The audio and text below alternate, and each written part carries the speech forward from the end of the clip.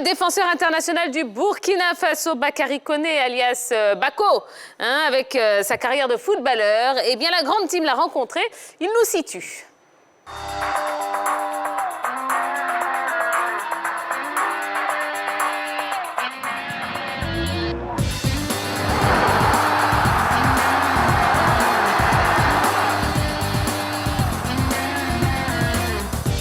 Ben, pour un enfant qui vient de loin, je pense que voilà, j'ai fait une très belle carrière. Je ne regrette rien dans tout ce que j'ai fait. J'ai pris des bonnes décisions. J'ai joué dans des grands clubs. Il y a eu des bons moments, et des moments qui étaient aussi moins. Mais pour moi, tout reste positif, quoi. Ben, pour le Burkina, comme vous le savez, on a beaucoup progressé. Avec l'équipe de Burkina, on a franchi beaucoup de paliers. On a commencé bas et à la fin on s'est retrouvé quand même haut, même si on n'a pas gagné la CAN. Mais je pense qu'on a beaucoup appris et on a beaucoup amélioré l'équipe parce que l'équipe du Burkina aujourd'hui a beaucoup progressé. Et quand tu vois ces jeunes aujourd'hui qui sortent du Burkina, je pense qu'on a vraiment atteint un bon niveau. Les débuts étaient très compliqués pour un joueur burkinabé déjà de signer dans un bon club en Europe. Et grâce à nous, aujourd'hui, on a nos petits frères qui sortent aussi, qui arrivent aussi à signer dans des grands clubs et qui font mieux que nous. Donc ça a salué et encouragé. Je pense qu'on est sur la bonne voie. Peut-être qu'on va remporter aussi la CAN une fois. Je pense que même à présent, on n'a pas encore digéré cette défaite parce qu'on avait quand même les moyens de pouvoir l'emporter si on était encore mieux organisé, parce que je pense que au niveau de l'organisation, on n'a pas su s'organiser pour récupérer après les matchs. Donc je pense que cette finale-là, on a joué avec le cœur, mais on était beaucoup fatigué. Donc ça a beaucoup joué. Et aujourd'hui, avec un peu plus de recul, on regrette certaines choses. Donc je pense que ça va nous permettre aussi de corriger ça avec la nouvelle génération pour que voilà, on puisse l'emporter un jour. Je vous invite tous à suivre la 3. La 3, c'est 3 fois plus de musique, 3 fois plus de sport. Oh, ben c'est gentil, oui, c'est super cool de la part de Bakary Koné. Bako, Baki. Exactement. Alors, c'est pas utile. Ah, c'est comme ça on l'appelle là-bas au Burkina. Bako, Baki. Bah ouais. Bah après, ça dépend de ceux qui veulent l'appeler. Bah après, c'est nous qui voyons. Oh ben oui. D'accord. Allez, qu'est-ce que vous pensez de la carrière de Bakary Koné? Yellow. Bah, je pense que déjà, il a eu une carrière assez mitigée parce qu'à la base, il a commencé très tôt son parcours en Europe à 18 ans déjà. Il rejoignait le club de Guingamp en Ligue 2 où il a eu quand même un parcours quand même impressionnant, ce qui lui a valu son transfert à Lyon. Mais une fois à Lyon, ça n'a pas été du tout évident. C'est vrai que les premières années, ça allait un peu mieux, mais après, ça n'a pas été du tout évident. Donc pour moi, oui, parcours assez mitigé. Guingamp, oui, mais après, à Lyon, ça n'a pas été assez évident. Je dirais qu'il a eu une carrière pas simple. Lui-même, il le disait, une belle carrière, selon lui, c'est normal qu'il le dise. Mais moi, je pense que c'est plutôt une carrière pas simple parce que c'est vrai, il a joué dans de grands clubs. Le seul grand club dans lequel il a joué, c'est, à mon sens, Lyon. Et à Lyon, il ne s'est pas véritablement imposé en tant qu'un défenseur sur qui on pouvait réellement compter. Voilà, donc je pense que la carrière du joueur a été passable, à mon sens. Jean-Philippe. Moi, j'apprécie le parcours de l'homme parce qu'on sait, comme il a dit, on sait d'où il vient. Il vient de très loin. Débarquer en Europe, ce n'est pas facile.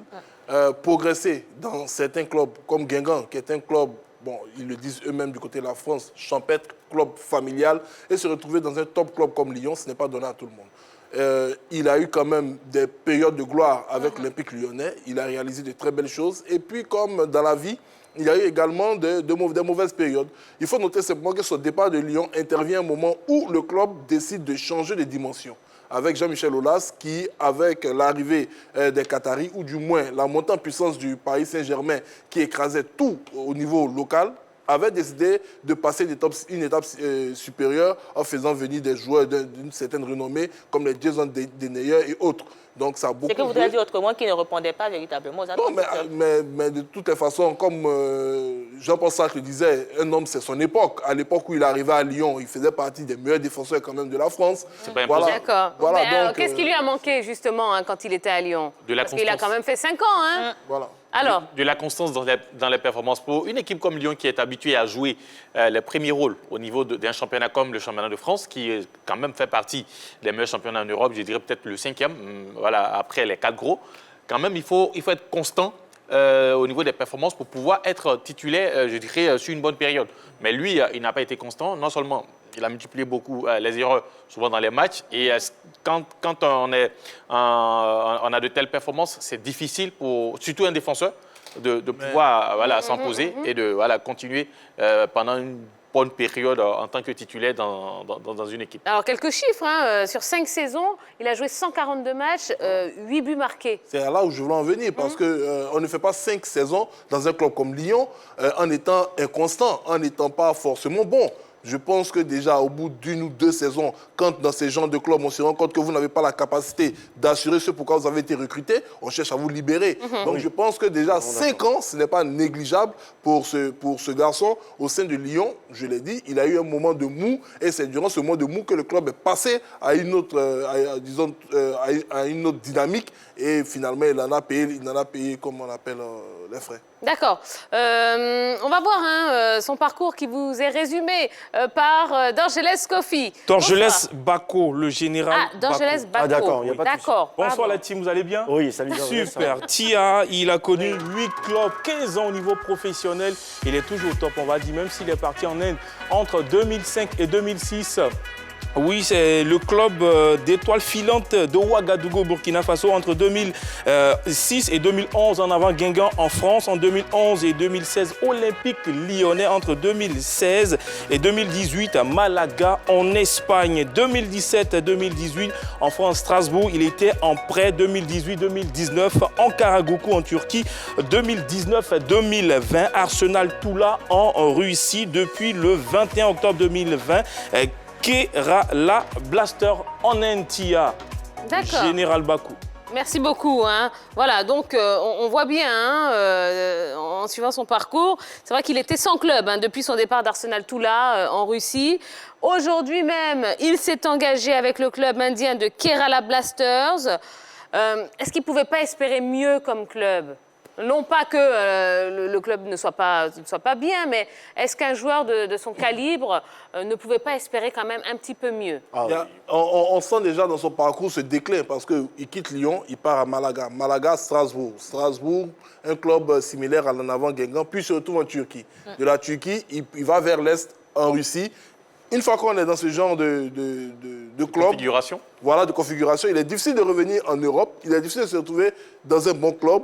Sûrement qu'il pouvait avoir un championnat d'un certain niveau, comme en Bulgarie, en Roumanie, en Hongrie ou autre. Il a dû certainement avoir des offres. Mais là, avec l'âge qu'il a, arrivé à un certain moment, les jeunes ne priorisent plus l'aspect sportif. Parce que l'aspect sportif, il a déjà vécu ces bons moments-là, notamment à Lyon, à Guingamp et dans les clubs de l'Europe de l'Ouest. On privilégie maintenant l'aspect financier et je pense que c'est ce qui a dû le mener vers Kerala Blasters.